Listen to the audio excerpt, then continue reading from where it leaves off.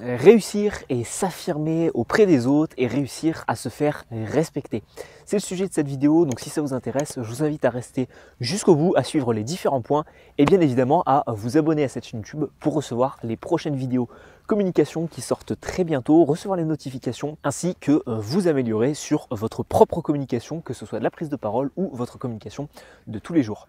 Donc dans cette vidéo-ci, j'aimerais d'abord faire un constat et ensuite vous donner quelques clés très concrètes pour réussir à vous affirmer et à vous faire respecter des autres en société.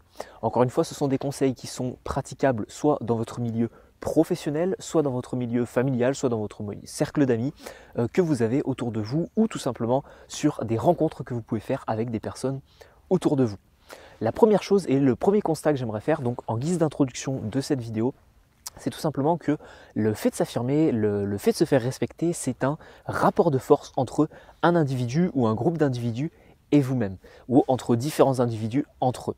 Mais comprenez bien une chose, c'est que c'est ce qu'on appelle un cadre, un rapport de force tout simplement entre différents parties. Aujourd'hui, si vous rencontrez par exemple une personne, eh bien le rapport de force qui va s'exercer entre cette personne et vous-même, ça va être ça qui va faire que cette personne va vous respecter, que vous allez respecter cette personne, etc. Et alors ce cadre et ce rapport de force sont majoritairement créés et influencés par deux facteurs. Le premier, c'est votre comportement à l'instant T, au moment où vous allez rencontrer cette personne qui peut-être ne vous connaît pas encore. Et le deuxième facteur qui va influencer ce rapport de force, c'est votre réputation. Donc voilà un petit peu comment va s'établir le rapport de force sur deux facteurs, je les répète, votre réputation et si la personne ne vous connaît pas, sur ce que vous allez lui apporter au temps actuelle où vous allez la rencontrer, donc les gestes que vous allez pouvoir faire, la posture que vous allez pouvoir avoir et les propos que vous allez pouvoir tenir et votre façon d'agir. Si bien évidemment vous vous tenez tout recroquevillé sur vous-même, que vous avez une démarche assez nonchalante, que vous avez un vocabulaire où vous n'arrêtez pas de vous critiquer, de vous rabaisser vous-même et de rabaisser les autres, etc., on pourra facilement s'imaginer quel type de personnalité vous avez.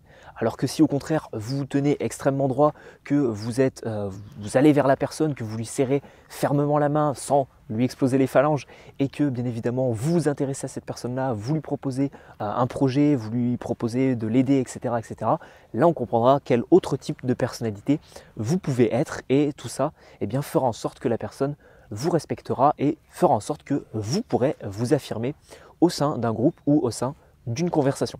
Alors le premier conseil que j'ai à vous donner au sein de cette vidéo, c'est de commencer par vous changer vous-même avant de vouloir changer le monde et avant de vouloir changer les autres.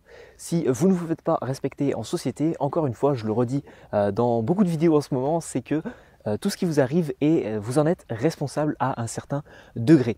Vous êtes responsable de tout ce qui vous arrive, donc si vous ne vous faites pas respecter dans votre environnement, comprenez bien que c'est en partie de votre faute et c'est en partie votre responsabilité. Non pas de votre faute, pardon, mais votre responsabilité de le devenir. Et ce n'est pas les autres qui sont méchants et qui ne vous respectent pas, etc.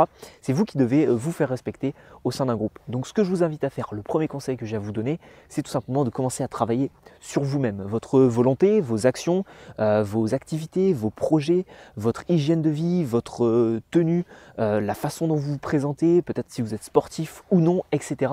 sont autant d'activités que vous pouvez pratiquer et autant de domaines que vous pouvez mettre en place et avancer tout simplement pour vous permettre de vous faire respecter en société. Pour mon cas, ce qui m'a permis de mieux me faire respecter et de mieux me sentir à l'aise en société, parce que également se sentir à l'aise, c'est un moyen de vous permettre de mieux vous faire respecter, ça a été par exemple de commencer une activité physique et de me transformer physiquement. À partir de ce moment-là, tout simplement, il y a certaines personnes qui m'ont considéré comme étant un petit peu plus déterminé dans ma vie. Une personne qui a un bon physique, c'est une personne qui du coup s'astreint à un bon régime alimentaire, qui s'astreint une certaine quantité de sport par semaine. Donc fatalement, on s'imagine que cette personne-là, c'est quelqu'un d'ambitieux, c'est quelqu'un de déterminé et qui a certains objectifs, etc. Et si vous commencez par montrer cette vision-là, que vous avez des choses, et si vous commencez à montrer cette face de vous au monde entier, ce qui se passera, c'est que les autres automatiquement commenceront à mieux vous respecter. Donc le premier conseil que j'ai à vous donner, c'est commencer à vous changer vous-même, à mieux vous respecter vous-même pour ensuite pouvoir vous faire respecter par les autres. Le deuxième conseil, il est radical, il est extrêmement puissant et il est extrêmement impactant. Beaucoup de personnes ont peur de l'employer, mais je peux vous garantir que les résultats seront au rendez-vous. C'est le pouvoir de savoir dire non. C'est extrêmement simple, c'est extrêmement facile, on a l'impression que c'est extrêmement facile, mais lorsqu'on essaie de le mettre en place, ça nous paraît un petit peu plus compliqué. Parce qu'on a la peur de décevoir la personne, on a la peur ensuite de culpabiliser sur l'événement en question qu'on a refusé de réaliser.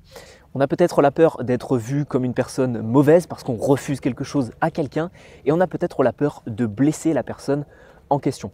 Mais ce que je peux vous assurer, c'est qu'un simple non vous permettra de montrer que vous n'êtes pas ouvert à tout, que les personnes ne peuvent pas vous exploiter, que vous avez certaines choses à faire, et ça en montrera beaucoup sur votre type de personnalité.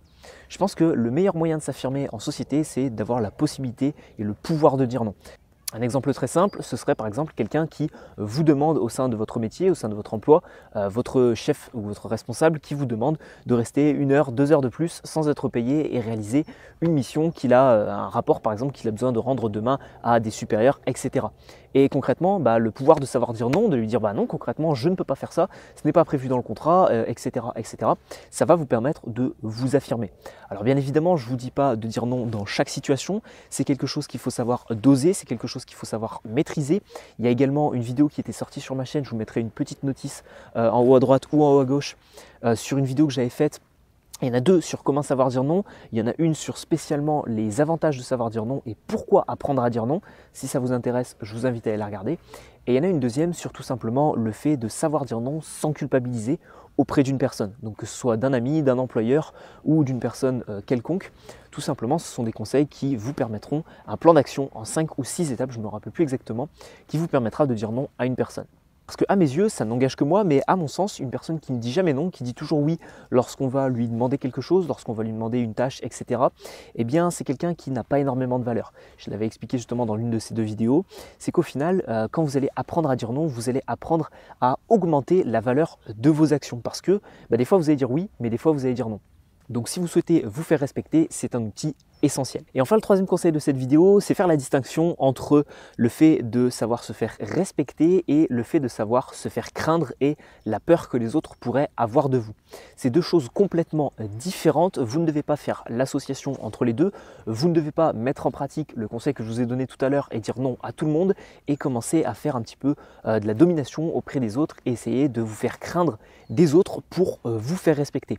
Quelqu'un qui se fait respecter, à mon sens, c'est quelqu'un qui est un leader, quelqu'un qui inspire les autres, qui donne envie aux autres d'agir et qui a une certaine aura autour de lui. Mais ce n'est pas quelqu'un que l'on va craindre, ce n'est pas un chef, ce n'est pas quelqu'un qui va avoir un pouvoir de domination sur nous et qui du coup va un petit peu nous écraser. Ce n'est pas en écrasant les autres que vous allez tout simplement réussir à vous faire respecter par ces personnes-là, parce que la seule chose que vous allez réussir à créer au sein des autres personnes de votre entourage, c'est de la peur et un petit peu peut-être du mépris, de la rancune et des émotions négatives. Donc comprenez bien ça et faites en sorte tout simplement de vous faire respecter en étant un leader.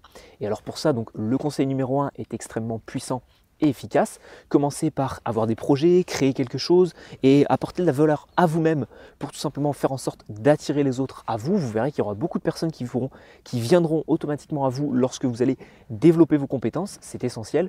Et également faites en sorte d'agir en tant que leader. Donc intéressez-vous aux autres, faites en sorte tout simplement de motiver, de féliciter, etc.